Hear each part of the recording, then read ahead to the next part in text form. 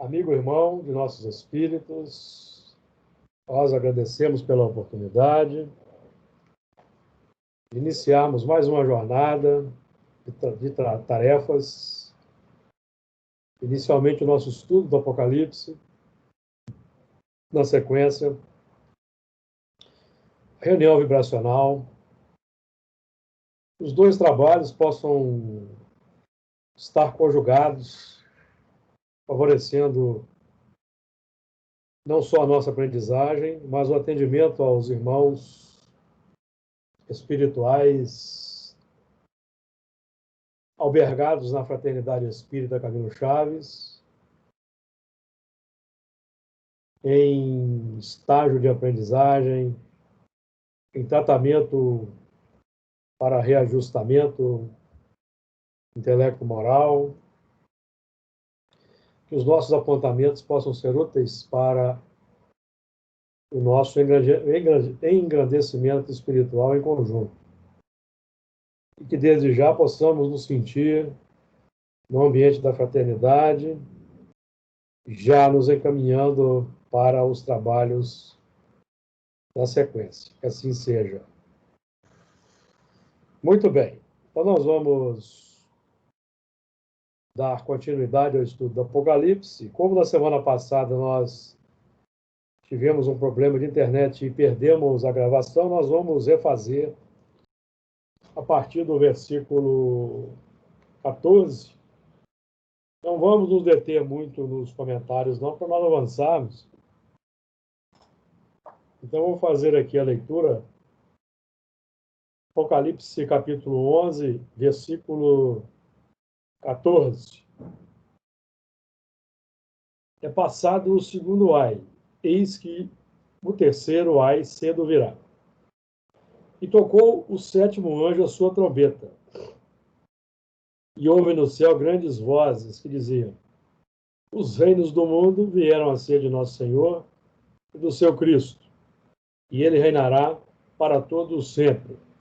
E os 24 anciãos, que estão assentados em seus tronos diante de Deus, prostraram-se sobre seus rostos e adoraram a Deus, dizendo: graças te damos, Senhor Deus Todo-Poderoso, que és e que eras, que hás de vir, e tomaste o teu grande poder e reinaste.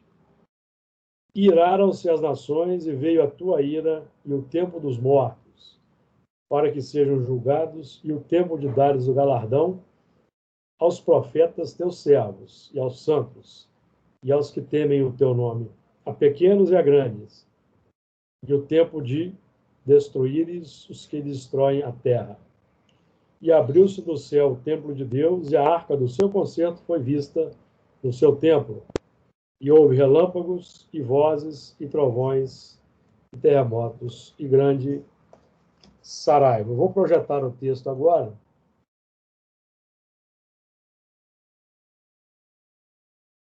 A partir do versículo 14. Todos estão vendo o texto?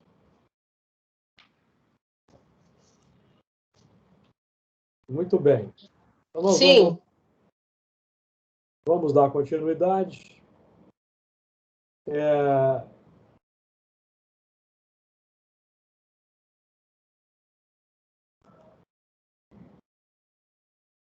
Versículo 14.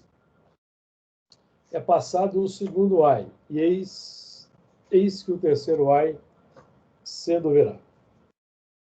O segundo ai decorre do primeiro. Em termos filosóficos, o primeiro ai como sendo a chegada da informação. Quando a informação é acolhida,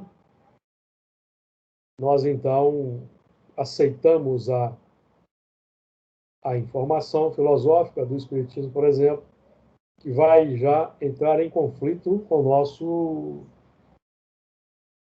padrão intelectual normal, já estratificado.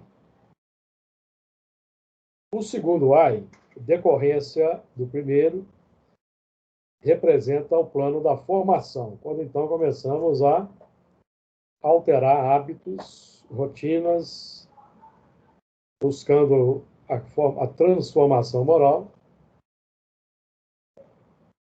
quando então deveremos quebrar antigos hábitos mais complexos, então instaura-se o segundo AI, que é conseguirmos deixar de atender certos desejos, de expressar certas emoções que afloram espontaneamente nas reações aos acontecimentos, às circunstâncias, perante as pessoas.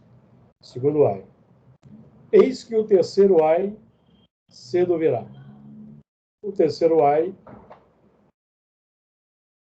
decorre da transformação moral, que é quando nós vamos então dar o testemunho e seremos então abordados pelos irmãos da humanidade e proporão desafios para nós. Eu me lembro que fizemos uma alusão às bem-aventuranças, as bem-aventuranças registradas por Mateus, que são 7 as principais, Mateus 5, 3 a 9, e 2 que são consequências do processo de transformação. Bem-aventurados os que sofrem perseguição por causa da justiça, e bem-aventurados quando formos injuriados, mais ou menos isso, que são as bem-aventuranças do testemunho. Então, esse terceiro ai, do ponto de vista interno, é o ai decorrente dos testemunhos perante uma humanidade heterogênea, complexa. Então, nesse momento, quando a transformação moral está patenteada, então estaremos posicionados no campo da sociedade como aqueles elementos mais avançados que auxiliarão ao progresso dos irmãos da humanidade por meio do contato social, que é o tema da questão 779. E estudamos sempre aqui nos nossos trabalhos. De acordo? Então, as bem-aventuranças, como sendo uma escala centenária, 7 passos, Mateus 5, 3 a 9, 7 passos. 7 passos para a formação do mundo interior iluminado, 7 dias da criação, 7 dias da instauração da luz na intimidade. E disse Deus, haja luz. Estamos estudando isso em Gênesis. 7 dias da formação do mundo, 7 dias da formação do mundo moral, da sublimação do mundo interior, apresentados por Jesus nas bem-aventuranças. Do ponto de vista exterior, nós podemos, por exemplo, fazer uma alusão aqui em termos sociais, com 3 acontecimentos de grande repercussão na história mundial, que ocorreram a partir, logo depois da implantação do Espiritismo em 1857, e do retorno de Allan Kardec ao mundo espiritual em 1869, logo em 1870, tivemos a eclosão da Guerra Franco-Prussiana, que foi gênese da Primeira Guerra Mundial em 1914 a 17, que, por sua vez, desagou o terceiro movimento de cunho bem difícil da Segunda Guerra Mundial. Então, temos 3 pontos aí, 3 ais de grande dificuldade para a humanidade, a partir do advento, do retorno de Kardec ao mundo espiritual, do advento do Espiritismo em 1857, que é uma data profética antevista por Daniel, embora não expressa lá, evidentemente, Mas tanto 1945, já estudamos aqui, que define o fim da Segunda Guerra Mundial, ela está bem expressada, bem nítida no capítulo 12 de Daniel, quando Daniel diz que bem-aventurado que espera 1.335 dias, e são 1.335 anos a partir de 610, quando instaurou-se na Terra o papado, somando-os então 610 mais 1.335, chegamos à data profética de 1945, fim da Segunda Guerra Mundial. E 1857 também está inserido em Daniel, conforme já estudamos. Oportunamente poderemos voltar a esse assunto, porque é sempre bom nós repassarmos e reforçarmos esses aspectos aí. Então, nós temos o AI do plano interior e o AI no plano exterior, no plano social mais ampliado. Pergunto se está de acordo, alguém quer trazer algum comentário. Passado é o segundo AI, eis que o terceiro AI cedo virá. Então, o terceiro AI, após o plano filosófico, após a aceitação da ideia, o terceiro AI, que é o movimento que completa a sequência de 3, informação, formação, transformação, a dinâmica da evolução, e esse terceiro AI deve vir cedo. Nós aí nos recorremos a Mateus, capítulo 24, sermão profético, quando aprendemos que Jesus define que a nossa fuga não deve ocorrer no inverno. Cuide para que a vossa fuga e orai para que a vossa fuga não aconteça no inverno nem no sábado. É 24:20 de Mateus. Então, a fuga da complicação interior pelo processo da transformação moral, o domínio das más inclinações, deve ser presto, rápido. A partir do momento em que nós... O que significa isso? A partir do momento em que nós aceitamos a ideia, devemos logo iniciar os processos de transformação. Não devemos deixar para depois, para o inverno, porque se deixarmos para depois, cultivando irreverência e indolência, obviamente que, paralelamente, as nossas complicações antigas vão crescer. E ficará mais difícil fugir no inverno, quando a floresta estará amplamente constituída. O joio terá se transformado em árvores na intimidade. Então, o terceiro AI, que é a transformação moral, deve vir cedo. Versículo 15. E tocou o sétimo anjo a sua trombeta, e houve no céu grandes vozes que diziam: os reinos do mundo vieram a ser de nosso Senhor e do seu Cristo, e ele reinará para todo sempre. O sétimo anjo que toca a sua trombeta é a completude da obra interior. Sétimo, conquista, galardão. Se nós aí temos 7 passos para a formação do mundo,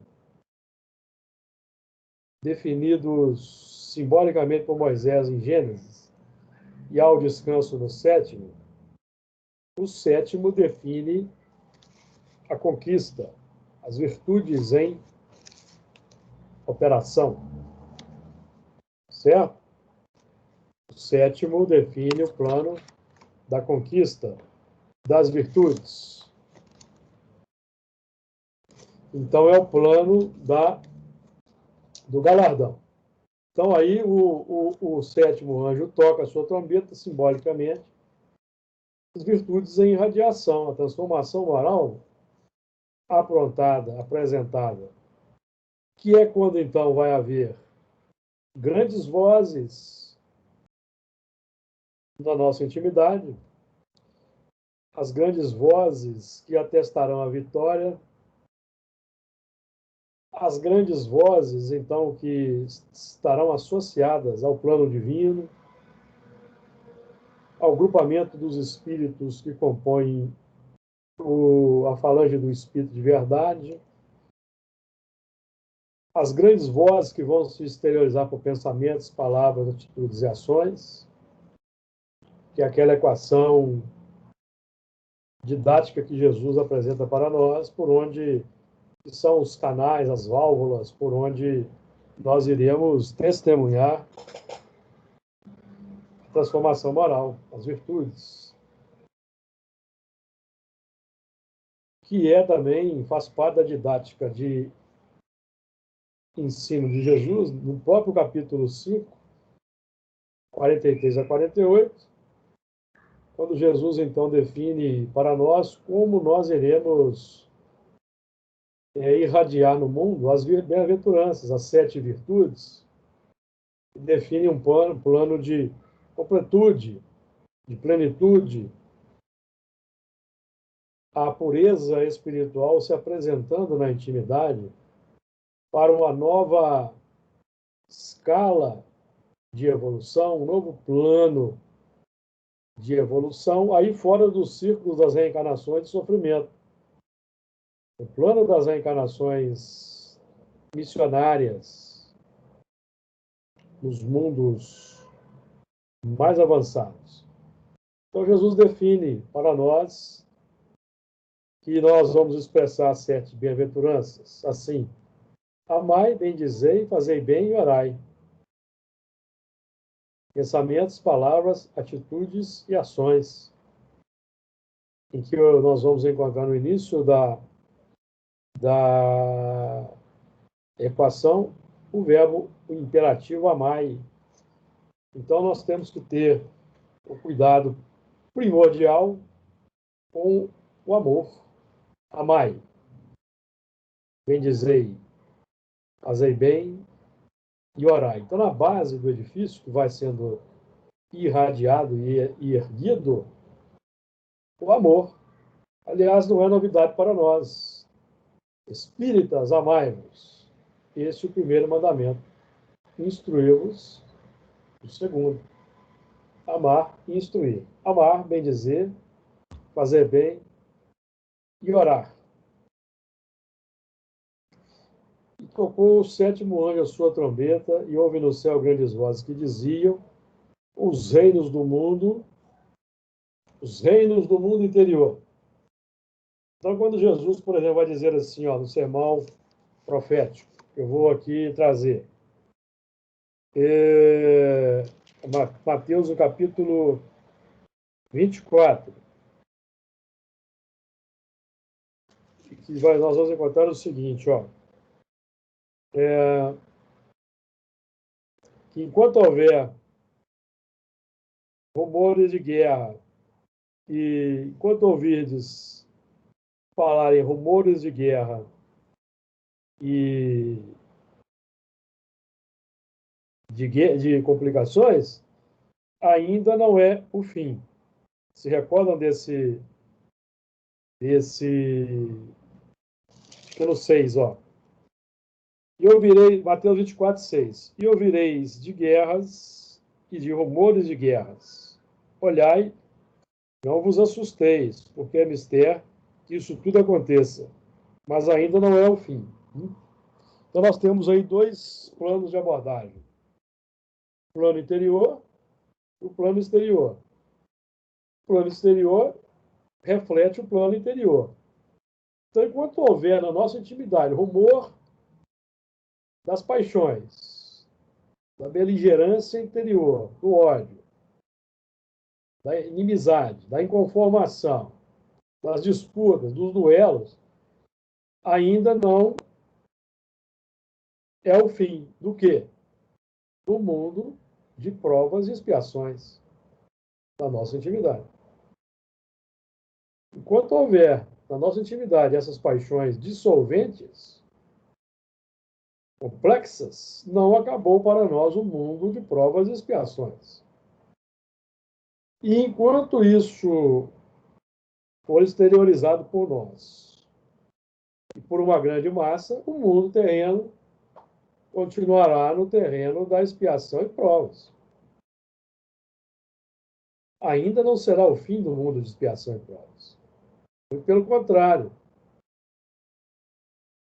Então, o plano da regeneração estará instaurado quando esses rumores de guerra cessarem na nossa intimidade. Nós vamos ver que haverá, inclusive, o movimento de separação do joio do trigo, do exílio planetário, tudo isso que temos estudado ocasionalmente. Continua Jesus no versículo 7 do capítulo 24 de Mateus. Porquanto se levantará nação contra nação e reino contra reino. E haverá fomes e pestes e terremotos em vários lugares. Mundo interior. O mundo exterior é consequência. Como isso tudo ainda acontece no mundo exterior, evidentemente que estamos longe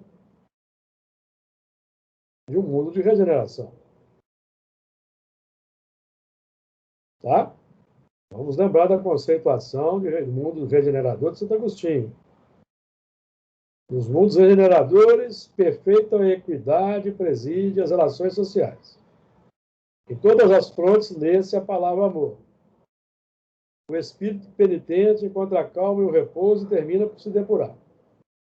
Então é um mundo sem as complicações do mundo de provas e expiações. O mundo regenerador é um mundo sem cadeados, sem cercas, sem muros, sem prisões. Tá? O mundo regenerado não precisa de leis exteriores, porque a lei divina estará instaurada nos corações. Então, o processo ainda demora um pouco. Não quero desanimar ninguém, não, mas nós precisamos ter essa visão. O processo só será mais acelerado se houver um investimento do alto no terreno das reencarnações em massa de bons espíritos. Temos dito isso. Nós tivemos aí uma sequência de 2 gerações aí a partir dos que estão aí mergulhando agora na reencarnação e dos que têm aí na faixa de 5 a 10 anos de idade. Se a massa, a maioria desses, em todo o globo, for constituída por bons espíritos, então nós teremos, relativamente a um tempo curto, mudanças visíveis na sociedade. E esses aí serão pais de um novo grupo. Então aí, nesse plano especulativo, se encaixa aquela data de 2057 como sendo o advento de um momento importante na Terra. Mas aqui estamos fazendo um exercício. Tá? Pode ser também que essas complicações vão perdurar aí até próximo a 2057, e só mais ou menos nessa época que os bons irão reencarnar em massa. Também pode ser. Em que nós que aqui estamos aqui estudando, já passamos um tiquinho dos 50, certamente nessa época não estaremos mais aqui. Como a grande maioria aí que domina e governa o mundo. Os que governam o mundo aí, de um modo geral, em todas as frentes políticas, tem mais de 50 anos. Essa turma, em 2057, se estiver aqui ainda, não vai ter mais condições de exercer nenhuma liderança, nenhuma influência, certo? Então vamos aguardar. E ouvi no céu grandes vozes que diziam: os reinos do mundo vieram a ser de nosso Senhor e de seu Cristo, e ele reinará para todo sempre. Então, no plano interior, quando nós operarmos a transformação moral e as virtudes estiverem desenvolvidas, quem estará reinando para todo sempre na nossa intimidade é Jesus em termos filosóficos, seu corpo doutrinário, tá? E os nossos reinos, reino interior, virão a ser dele, nossos departamentos, a vontade, do desejo. Viu? Minha amiga Laura, que está com o telefone aí tombado, podia girar seu telefone, que você está meio... Isso. O telefone estava certo, você porque você virou o telefone. De acordo aí, Luiz, estou vendo que o Luiz está querendo falar alguma coisa. Também tombou, lá. O Luiz também está com... Ô, Júlio, você está me vendo? Eu estou. Eu não estou vendo ninguém. Pode ser o telefone, né, amiga? Está no É. telefone, né? Uhum. E no Wi-Fi, não é isso? Telefone no Wi-Fi, não é isso? Não, estou na rede, né? É. Wi-Fi, né? Você ligou Wi-Fi. o cabo do seu telefone? Não, né? Hã? Você está no Wi-Fi, certo? Certo. Então, o Wi-Fi tem limitação, ainda mais no telefone. Não, eu Pode falar, Luiz. só queria pegar só uma coisinha, um ganchinho no que você estava falando do reino. Aí, conseguindo tudo isso que você está falando, né, estabelecendo essas transformações no nosso interior, aí Jesus poderá dizer que ele fala assim, meu reino não é deste mundo, né? Então, eu me transformando, ele poderá dizer, né? Esse é o reino que eu vou reinar. Quer dizer, Exato. nós temos que nos transformarmos em súditos, né? Exatamente. Criar um ambiente que reine. Isso. Quem sabe, quando da consolidação desse mundo, Jesus possa retornar pessoalmente. Porque se ele retornar agora, por exemplo, eu creio que ele não vai ser crucificado, porque hoje não se crucifica mais, mas ele não vai ser entendido também, não. Não vai ser compreendido, não. Sim. 16. E os 24 anciãos que estão assentados em seus tronos diante de Deus, prostraram-se sobre seus rostos e adoraram a Deus. Então, os 24 anciãos, que nós já temos estudado e tema recorrente, definem 12 para o grupamento dos judeus, dos hebreus, dos exilados, como nós já abordamos, e vamos estudar isso em breve também no de Gênesis, e 12 para o grupamento dos espíritos que vinham evoluindo na Terra.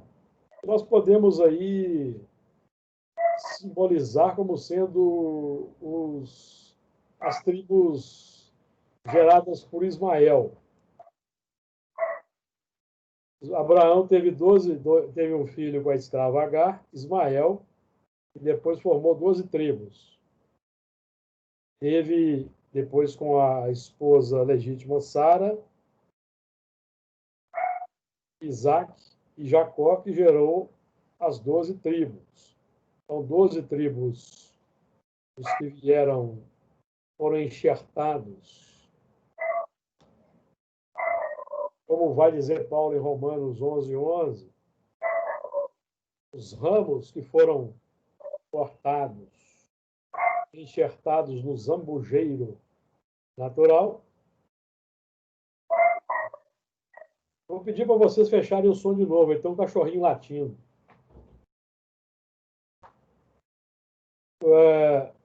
Na visão de Paulo, os que vieram de fora, enxertados no zambujeiro natural, que é a oliveira brava, e que, representado pelos as 12 tribos de Ismael, tá? 24, 12 tribos dos espíritos que estavam evoluindo na Terra com a chegada dos enxertados, 12 tribos dos enxertados, 24. 24 anciãos no plano superior e na nossa intimidade também. Tá? São aí os valores antigos, os valores que trazemos de tempos imemoriais, tanto da formação pela evolução,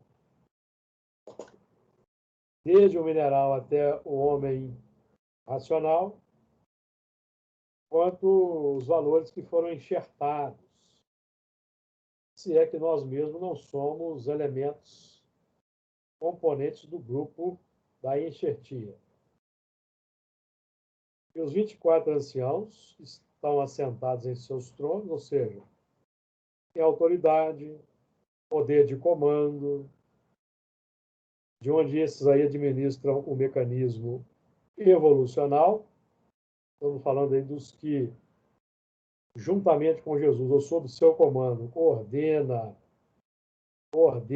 o mecanismo da evolução na Terra, que estão assentados em seus tronos, diante de Deus, em sintonia, em comunhão com o Criador, a sua órbita irradiando seus desígnios, seus pensamentos, seus sentimentos. Prostraram-se sobre seus rostos, humildade, reverência e obediência, e adoraram a Deus. A adoração a Deus que se reflete, meus amigos, pelo cumprimento de suas leis e pela irradiação das virtudes do amor ao próximo. O amor ao próximo representa a adoração a Deus. Não se pode, como podemos amar a Deus a quem não vemos, aborrecendo o próximo a quem vemos? Vai nos dizer Tiago. Então, para que amemos a Deus, é preciso primeiro amar ao próximo. Não se pode amar a Deus sem amar ao próximo.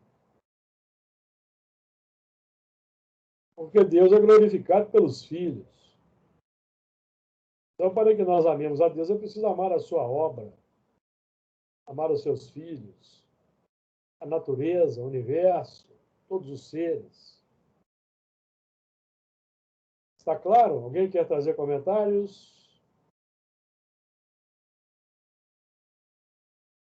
Então, avancemos para o 17. Versículo 17. Dizendo: graças te damos, Senhor Deus Todo-Poderoso, que és, e que eras, e que hás de vir. Tomaste o teu grande poder e reinaste. Dizendo, já falamos aqui, o dizendo é expressão do que vigora na nossa intimidade e se expressa pelos reflexos, pelas emoções, pelos pensamentos, de forma natural. Dizendo, automatismo. Nós temos o automatismo milenar, instintivo, desenvolvido nos reinos anteriores ao reino humano, compondo, estabelecendo as ferramentas da evolução, as bases. Nós vamos também transformar essas bases, sublimar essas bases nas virtudes, porque os instintos são embriões dos sentimentos, gerando um automatismo virtuoso, também instintivo, natural, espontâneo, depois de longas e porfiadas reencarnações e reajustamento nos trabalhos da transformação moral. Então, estabeleceremos o automatismo virtuoso. Automatismo virtuoso, resultante dos hábitos adquiridos. Emmanuel trabalha esse tema no Pensamento e Vida, capítulo 20, os hábitos. Graças te damos. O graças te damos representa o júbilo interior, a felicidade irradiante que decorre do cumprimento das leis de Deus. É irradiação de dentro para fora. Expressão natural, espontânea, do nosso engajamento e entrada como coparticipantes na obra da multiplicação dos valores divinos na humanidade. Somos colaboradores com Deus. Entramos de posse do galardão que é a felicidade, a paz, o equilíbrio, a harmonia, que representam aí as graças em expansão de dentro para fora. Senhor Deus Todo-Poderoso, desnecessário comentarmos esse aspecto, que és e que eras e que és de vir. Deus incriado, Criador incriado, que sempre foi, que é e que será. Então, ele é, do ponto de vista filosófico, o que é o nosso campo consciente, a mente desperta, hoje, em que trabalhamos, que emerge do subconsciente como reflexo, que eras na nossa intimidade, já foi, certo? Já foi conquistado, já foi sedimentado, e emerge na nossa intimidade, como automatismo, para que no campo consciente identifiquemos o que precisa ser renovado e operemos a transformação. E o que há de vir, já comentamos aqui anteriormente, que é o estado angelical. O que há de vir, o estado angelical, superconsciente, de onde recebemos novas orientações, inspiração divina, cujo porta-voz extraordinário é Jesus. Por quê? Porque Jesus representa para nós nossa aspiração do plano superconsciente. Todos nós queremos, almejamos a angelitude, a perfeição, que Jesus já conquistou. Então, o subconsciente de Jesus, que ele já conquistou, é o nosso superconsciente. Nós temos uma longa caminhada pela frente para conquistarmos esse piso que Jesus já conquistou. Que és e que eras, que há de vir. Agora, a concepção de Deus que temos, que Jesus apresenta, nós estamos elaborando no plano consciente, que é a concepção atual para nós, para muitos já é uma conquista, ou seja, era, e para os que estão vindo, subindo pela evolução, ainda vai ser. Ainda vão chegar nessa concepção. Nós estamos trabalhando essa concepção hoje, instaurando essa concepção, consolidando. Concepção representada por Jesus, seu corpo doutrinário, o pão que desceu do céu, que nós vamos ingerir, transubstanciando a nossa intimidade. E ela exemplifica, adotando como modelo e guia, e que nós vamos, então, aí tê-lo como parâmetro de exemplos nobres e dignos a serem adotados. Que és e que eras e que há de vir, essa concepção está sendo elaborada para nós. Já é para muita gente consolidada no plano profundo do psiquismo, e virá a ser para muitos que estão iniciando os processos de evolução, que ainda estão aí no plano heterogêneo, distanciados desses valores, tá? Claro aí, pessoal, quem quer fazer comentários? O assunto aí é filosófico, é vasto. É bom aí que quem tiver alguma dúvida possa se expressar também, viu? Para nós aí podemos passar adiante e ir seguindo. De acordo? Que és, que há de vir, que tomaste o teu poder e reinaste. Obviamente, nós temos já falado muito disso. Poder interior, reino interior, domínio das paixões, transformação em virtudes, para que o mundo possa receber de nós exemplos edificantes e o processo de progresso moral seja acelerado a partir de nós e não retardado a partir de nós. E aqueles que retardam a marcha do progresso, estudamos isso no Livro dos Espíritos, assumem grande responsabilidade. E os que colaboram com Jesus, buscando acelerar a marcha do progresso, eles estão inseridos no contexto dos que vão sensibilizar, colaborar com Jesus por meio do contato social, que é o que aprendemos estudando a questão 779 do Livro dos Espíritos. Os mais adiantados propõem a aceleração do progresso dos que vem subindo por meio do contato social, como fatores de indução e não de imposição.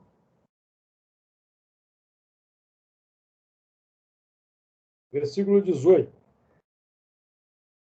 Iraram-se as nações e veio a tua ira e o tempo dos mortos para que sejam julgados, e o tempo de dares o galardão dos profetas, teus servos, e aos santos, e aos que temem o teu nome, a pequenos e a grandes, e o tempo de destruíres os que destroem a terra. Esse aí, em amplos parâmetros para nós aí estudarmos. É o que nós aí buscaremos ver.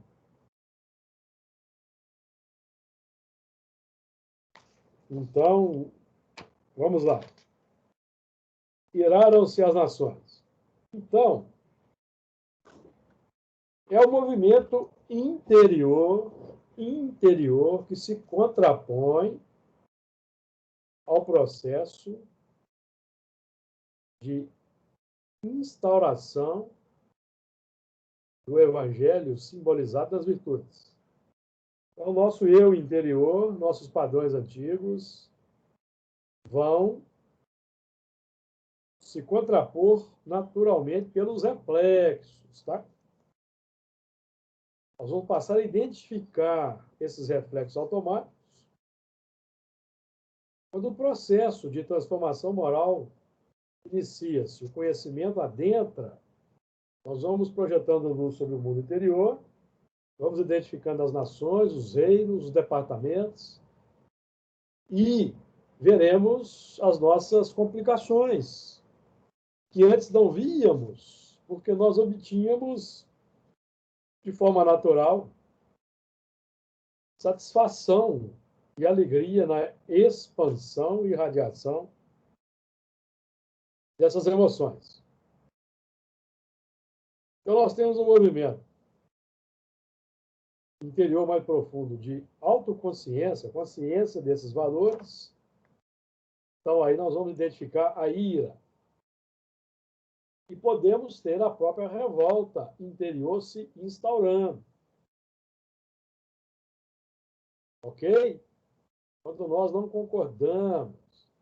E, obviamente, nós vamos atrair nesse processo, atrair para junto de nós, e é um fenômeno natural, companheiros, espíritos ligados a nós desde o passado mais remoto, e vão sendo atraídos por esse movimento, e muitos vão até dizer que nós somos traidores, estamos traindo. Isso tem acontecido nas nossas reuniões mediúnicas. Não sei se vocês estão notando. É um processo natural de imersão no nosso próprio psiquismo profundo, e a chegada dos irmãos que, ligados a nós, estavam se mantendo num plano acomodatício, vão sendo desafiados, vão sendo instigados a uma movimentação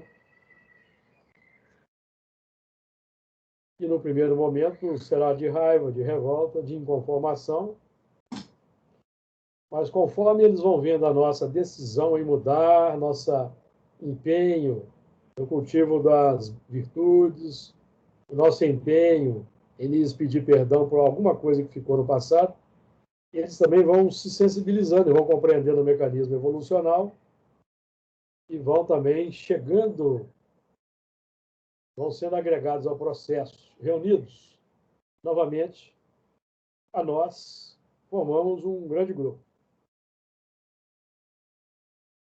Ficou claro, pessoal? Nações interiores.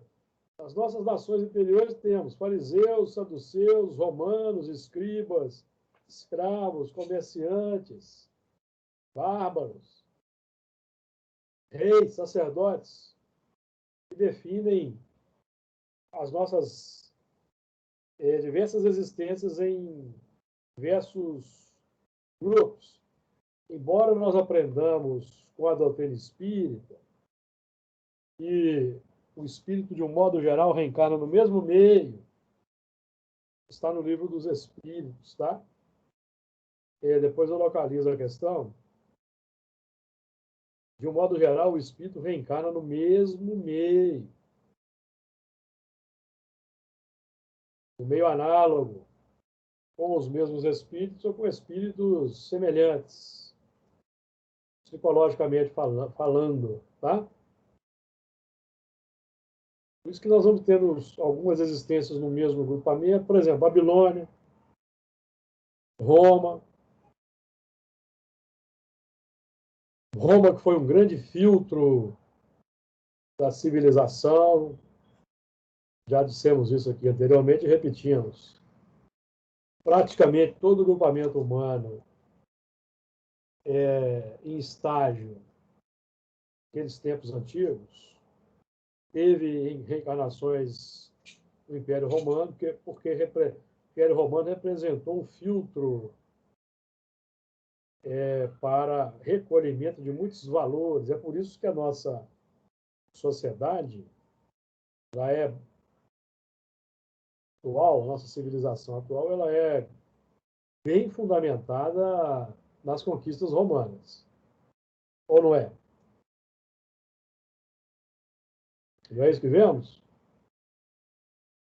Um filtro importante de civilização, de aprendizagem, tá?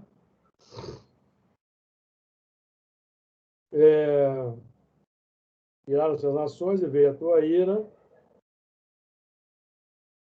A ira, de um outro ponto de vista, representa a lei de causa e efeito.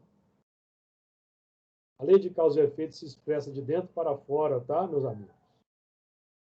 A lei de causa e efeito é sempre um movimento de dentro para fora de cada um de nós. De fora para dentro vem a misericórdia, ajustando-nos ao contexto para o reajustamento, segundo o que nós postulamos, segundo o que nós necessitamos e pedimos, de forma articulada, consciente ou de forma inconsciente, por meio dos reflexos, dos automatismos. Então, a misericórdia divina ajusta-nos ao contexto, de fora para dentro, para que nós possamos sanear essa ira interior, que é o desajuste, a imperfeição. De acordo?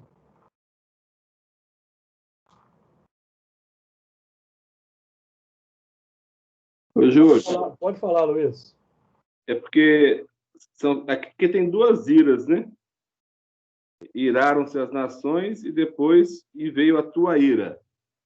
Essa ira da lei. Diferente, né? Um é a nossa. A ira, iraram-se as nações, é um movimento automático dos reflexos que emergem perante os acontecimentos, pessoas, circunstâncias. Nós vemos isso no contexto geral aí. Estamos vendo as lutas, as dificuldades, as polarizações, os ódios inflamados. Estamos vendo isso no contexto. E, como consequência, veio a tua ira, que aí é a ira divina, mas a ira divina é a lei de causa e efeito. A lei de causa e efeito, que é um movimento de dentro para fora, postulando reajustamento, que, de fora para dentro, Deus ajusta segundo a misericórdia. Uhum. Porque a ira divina é a misericórdia, gente. Não sei se vocês estão entendendo o alcance. A ira divina é a misericórdia, que é a resposta de Deus. E essa ira das nações seria o nosso orgulho, egoísmo, egoísmo, vaidade, que nós trazemos. Isso lá no passado, no reino animal, era adequado. No mundo primitivo, era adequado. Processo de autoafirmação. Mas hoje, no mundo em que nós pretendemos que se instaure a regeneração, particularmente no Brasil, seja positivada a pátria do Evangelho, isso não é mais conveniente e adequado. Ô, Júlio. Pode falar, Luiz. Vai falando aí, só um minutinho, estou escutando. Início, Mateus, né? Esse iraram-se as nações, a gente pode jogar de novo no 24:7, né? Fala 24:7. Exatamente. Quando houver rumor de guerra, não veio o fim. É a luta.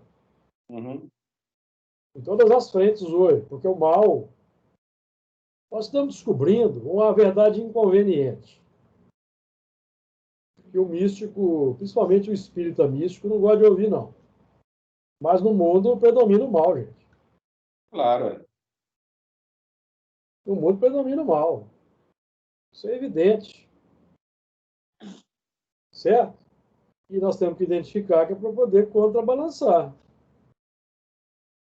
Porque só o místico, que tem os óculos cor-de-rosa, é que pode afirmar que no mundo predomina o bem. Não predomina. O bem está lutando para se implantar. Estamos lutando para implantar o bem e o amor. Enquanto tiver ódio, rancor, polarização, acepção de pessoas, degradação do meio ambiente, tráfico de drogas, prostituição, criminalidade, violência, guerras, fome, miséria, indiferença moral, corrupção, desvio de verbas,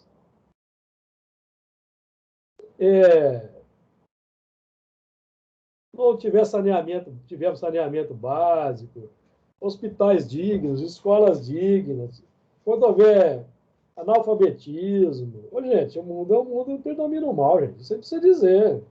Desculpe aí se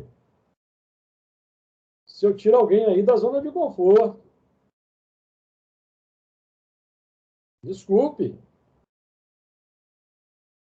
Nós precisamos identificar, fazer o diagnóstico e perceber o quanto de trabalho que temos pela frente. Eu não estou nem falando de fundamentalismo religioso, de ódio religioso, de exploração da fé. Nós vamos elencar aqui todas as complicações da humanidade. Nós vamos passar aqui 1 hora ou mais. Nem citei egoísmo, orgulho, vaidade e cobiça. Ok? Porque no mundo regenerador, em todas as frontes será lida a palavra amor. Então o caminho é longo, é áspero. Se não houver aquele movimento que nós citamos aí de reencarnações aí de grandes grupos de bons espíritos superiores, ainda vai demorar bastante. É preciso que a gente veja isso, entenda e compreenda para ajudar a Jesus, no nosso pequeno ponto de ação, a mudar o contexto.